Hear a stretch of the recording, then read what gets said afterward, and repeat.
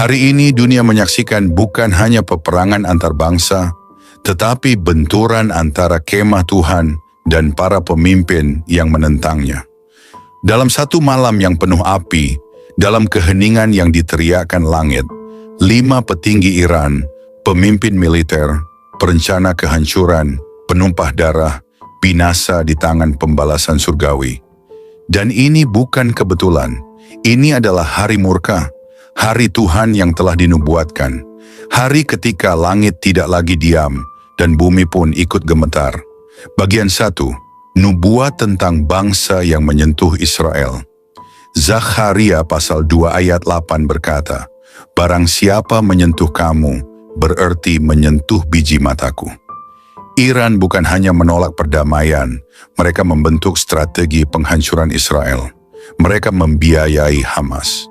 Mereka melatih Hizbullah. Dan sekarang, 5 pemimpin utamanya tewas dalam satu malam dalam presisi yang tidak dapat dijelaskan secara militer biasa. Bagian 2, siapa mereka? Mengapa ini penting? Jenderal Hossein Salami, Komandan Garda Revolusi. Dialah arsitek utama teror regional. Dialah pemimpin kekuatan militer bayangan Iran. Sekarang, hangus bersama markasnya. Mohammad Reza Zahedi, komandan operasi luar negeri yang mendanai teror di Suriah dan Lebanon, lenyap di tengah malam.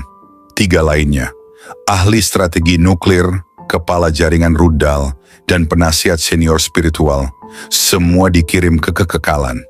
Ini bukan hanya kehilangan bagi Iran, ini adalah penghancuran kepala ular, sebab Tuhan tidak bermain dengan para pemimpin yang mencemarkan namanya dan mencerca umat pilihannya. Bagian 3, hari murka bukan lagi kabar angin. Yeremia 30 ayat 23 dan 24 berkata, "Lihatlah angin badai dari Tuhan, kemurkaannya telah keluar, angin ribut yang menyapu akan menimpa kepala orang-orang fasik. Murka Tuhan tidak akan surut sebelum ia melaksanakan dan menyelesaikan maksud hatinya." Apakah ini kebetulan? Tidak. Ini penggenapan. Iran bermain api dengan Yerusalem. Dan kini, api itu kembali ke wajah mereka sendiri. Bagian 4, kekuatan Israel. Bukan dari dunia ini. Israel diserang dari 4 penjuru. Namun mereka tetap berdiri. Bukan karena senjata mereka sempurna, tetapi karena Tuhan menjaga mereka dengan tangannya sendiri. Mazmur pasal 120, 1 ayat 4 berkata, "Sesungguhnya tidak terlelap dan tidak tertidur penjaga Israel." Pada beberapa hari yang lalu Israel menghantam Iran, dan 5 tokoh kekuatan gelap dihapus dari panggung sejarah. Bagian 5, hukuman bagi pemimpin jahat. Yesaya pasal 14 ayat 5 dan 6. Tuhan telah mematahkan tongkat orang fasik dan tongkat pemerintahan orang-orang lalim, yang dengan marah memukul bangsa-bangsa dengan pukulan tak henti-hentinya. Ada waktu ketika Tuhan memberi kesempatan untuk bertobat, tetapi ketika kesempatan itu diinjak-injak, ketika darah terus ditumpahkan, maka murka turun dan tidak ada yang bisa menahannya. Iran telah menari di atas panggung darah selama puluhan tahun. Hari ini panggung itu runtuh. Bagian 6, dunia akan tahu ini bukan aksi politik. Para analis menyebut ini taktik militer. Para politikus menyebut ini balasan strategis. Tetapi orang-orang yang mengerti nubuatan tahu, ini adalah tindakan Tuhan. Yehezkiel pasal 39 ayat 7. "Aku akan menyatakan namaku yang kudus di tengah umatku Israel, supaya bangsa-bangsa tahu bahwa akulah Tuhan yang kudus di Israel." Tuhan sedang menyatakan dirinya, bukan dalam seminan, tapi dalam peperangan. Bagian 7, dunia, bangunlah.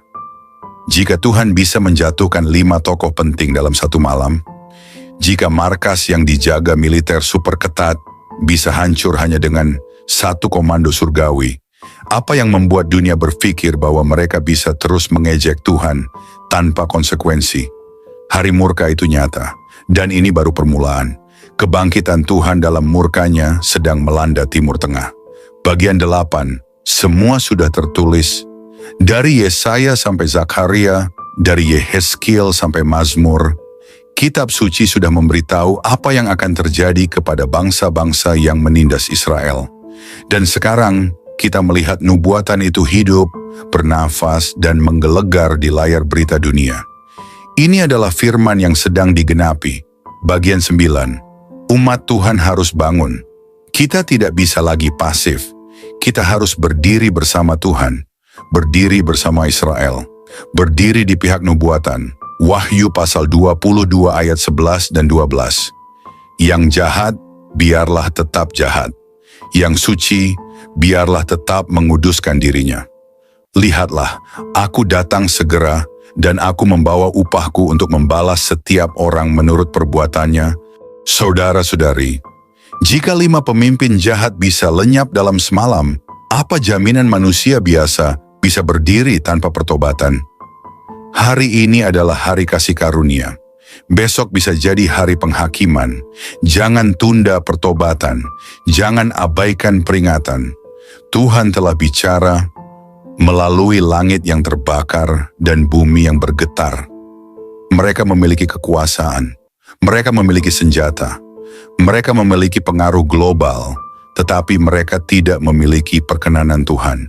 Dan ketika Tuhan menarik garis akhir, semua kekuatan manusia hancur dalam sekejap.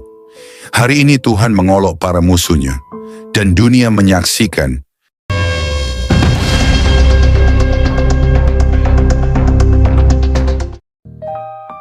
Shalom, selamat pagi Bapak Ibu, saudara-saudari terkasih dalam Yesus Kristus. Dengan penuh sukacita saya menyambut setiap pribadi yang saat ini sedang bersama-sama dengan saya dalam momen renungan pagi hari ini. Saya percaya tidak ada yang kebetulan dalam hidup orang percaya.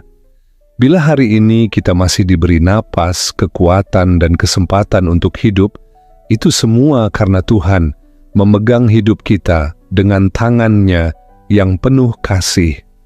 Kiranya damai sejahtera dan berkat dari Allah senantiasa berlimpah atas keluarga dan kehidupan saudara semua.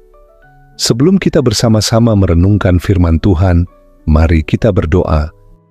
Bapa yang Maha Baik, Allah kami yang hidup, penuh kasih dan setia, kami mengangkat hati kami di hadapan-Mu pagi ini. Terima kasih karena kasih-Mu menopang kami, dan anugerah-Mu menuntun kami hingga hari ini. Kami percaya ada rencana surgawi yang Kau siapkan untuk kami. Saat ini kami mau mendengar kebenaran firman-Mu. Urapi setiap kami dengan Roh Kudus-Mu, supaya kebenaran firman-Mu bukan hanya kami dengar, tapi juga kami hidupi dan taati akan setiap kehendak-Mu. Dalam nama Tuhan Yesus Kristus, kami berdoa dan bersyukur. Amin. Saudara-saudari, ketika nubuatan digenapi di hadapan mata dunia, ini bukan saatnya kita berkata, itu hanya peristiwa politik. Bukan saatnya berkata, itu cuma kebetulan sejarah.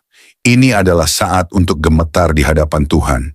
Tuhan yang dulu menjatuhkan Mesir, Tuhan yang dulu menghancurkan Babel, Tuhan yang pernah menyapu Sodom dengan api dari langit. Dia adalah Tuhan yang sama hari ini.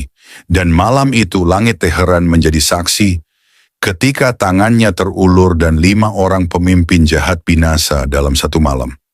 Bukan oleh tangan manusia, tetapi oleh keputusan sorga yang tak bisa digugat. Saudara-saudari terkasih, jangan kita salah mengerti. Tuhan bukan sedang bermain politik. Tuhan bukan bagian dari agenda dunia. Tuhan tidak memihak siapa yang kuat secara senjata, tapi Tuhan memihak siapa yang hidup dalam kebenaran dan kehendak-Nya.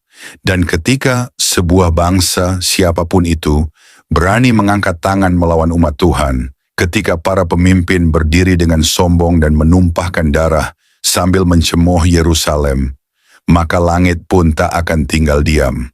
Bayangkan itu, markas yang dikawal ketat, gedung yang dilindungi pertahanan terbaik, hancur dalam satu hentakan surgawi.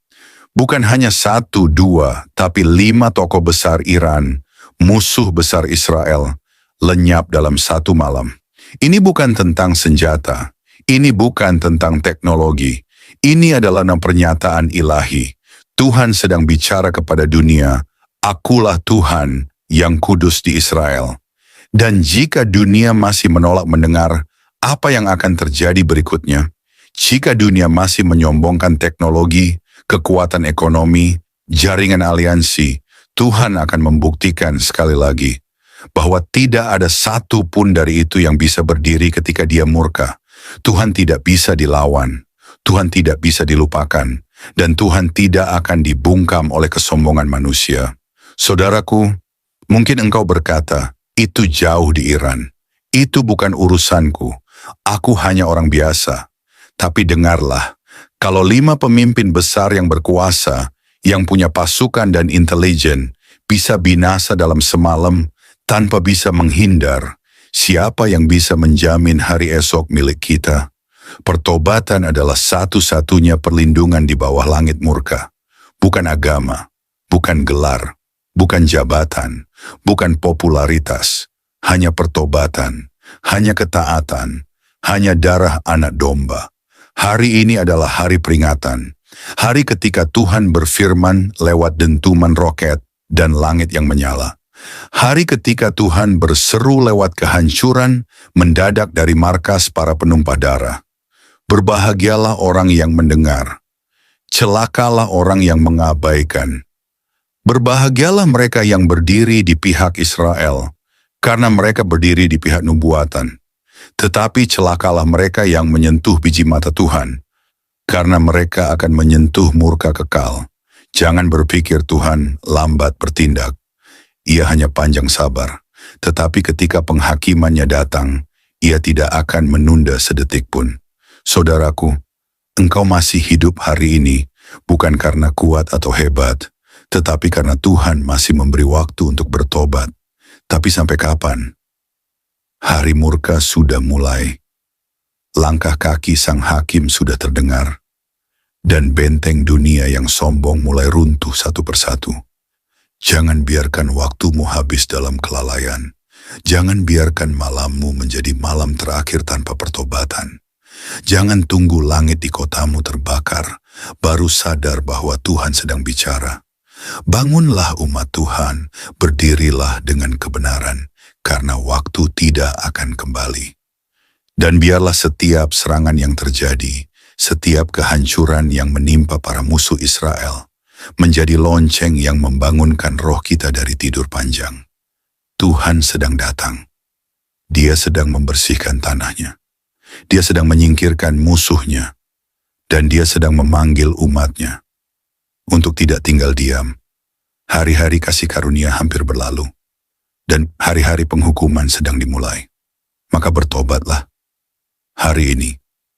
Bukan besok, bukan nanti, tapi sekarang.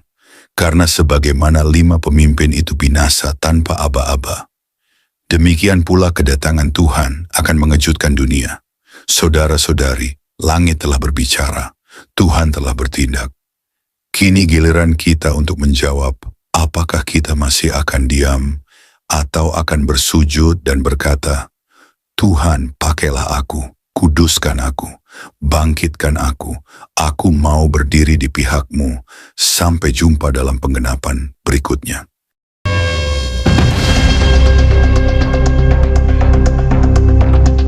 Mari kita berdoa.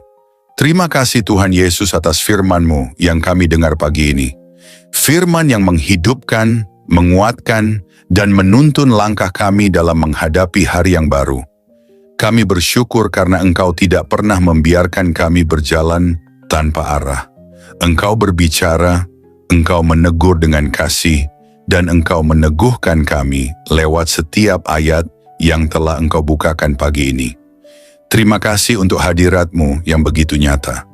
Bahkan dalam kesunyian pagi, kami merasakan bahwa Engkau dekat. Engkau menyentuh hati kami yang mungkin sedang letih, kecewa, atau kehilangan semangat. Engkau mengangkat wajah kami yang tertunduk dan memberi harapan bahwa kami tidak sendiri. Tuhan Yesus, kami tahu bahwa hari ini bukan sekadar rutinitas biasa. Hari ini adalah kesempatan baru, lembaran baru, dan anugerah yang Engkau percayakan kepada kami. Itulah sebabnya kami ingin memulai hari ini dengan berserah sepenuhnya kepadamu. Bukan hanya langkah kami, tetapi juga hati kami, pikiran kami, rencana kami, dan seluruh hidup kami.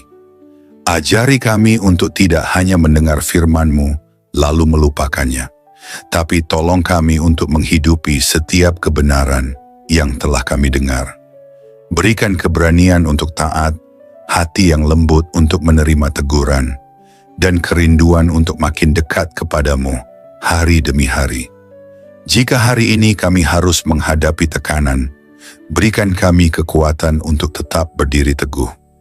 Jika hari ini ada keputusan besar yang harus diambil, berikan kami hikmat dan kepekaan untuk mendengar suara-Mu.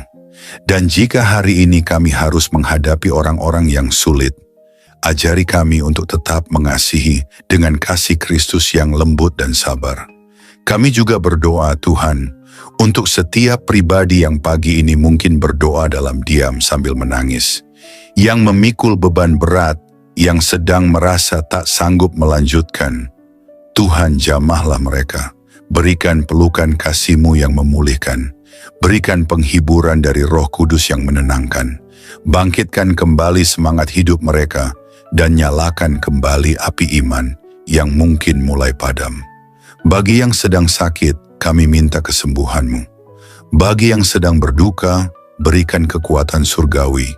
Bagi yang sedang menantikan jawaban doa, Tuhan tolong bukakan jalan. Engkau tahu isi hati setiap anak-Mu. Tidak ada yang tersembunyi di hadapan-Mu. Dan kami percaya, Engkau tidak akan mengecewakan orang-orang yang berharap kepadamu. Tuhan Yesus, jagalah mulut kami agar tidak menyakiti. Jagalah pikiran kami agar tidak menyimpang.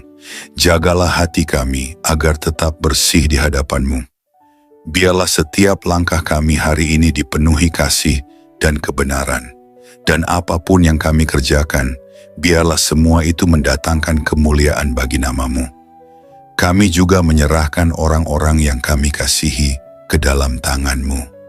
Lindungi keluarga kami, berkati pekerjaan mereka, kuatkan iman mereka, dan jadikan mereka saksi-Mu di tengah dunia ini. Teguhkan kami sebagai satu rumah tangga yang dibangun di atas dasar firman Tuhan. Kami berdoa juga untuk gereja-Mu, para pemimpin rohani, dan semua hamba-hamba Tuhan yang Kau panggil melayani. Berikan kekuatan baru bagi mereka, hikmat yang segar, dan hati yang terus melekat kepadamu. Bangkitkan gereja-Mu Tuhan, agar menjadi terang yang bersinar di tengah kegelapan zaman. Akhirnya Tuhan, kami ingin berjalan hari ini dengan langkah yang ringan. Bukan karena hari ini akan mudah, tapi karena kami tahu Engkau berjalan di depan kami. Engkau menyertai kami dengan kuasa-Mu. Engkau meneguhkan kami dengan kasih-Mu. Dan Engkau memberi damai yang melampaui segala akal. Terima kasih Tuhan Yesus atas firman-Mu yang menguatkan pagi ini. Kami akan melangkah dengan penuh harapan dan sukacita, karena kami tahu Tuhan yang kami sembah adalah setia, penuh kasih, dan tidak pernah meninggalkan kami.